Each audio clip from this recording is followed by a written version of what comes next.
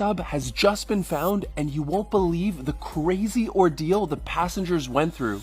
We actually just now got word on exactly what happened to them and the one tiny mistake that caused all this. First, how did they get themselves in such a dangerous position? Well, these 5 wanted to be the first regular people to explore the wreckage of the Titanic, and they all paid $250,000 each just to be there. Why on earth were the tickets so expensive?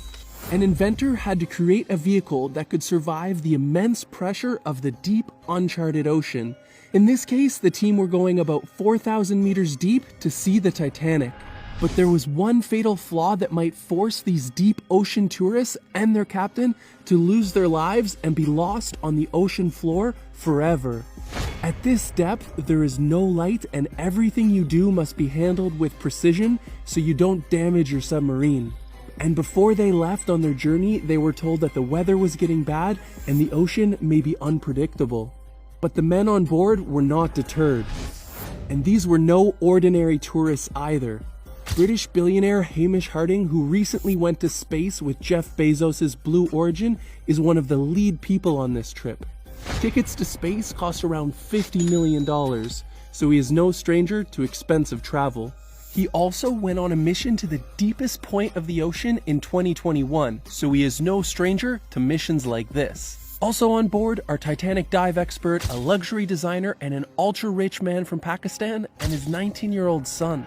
There is speculation that they should have not gone, but it was rumored that this was the only dive window available in 2023. But there may have been a critical design flaw that had them doomed from the beginning. As you're probably aware, regular submarines have millions of buttons, sensors, regulators, and a highly trained crew. And so did the Blue Origin spacecraft that took Mr. Harding to space.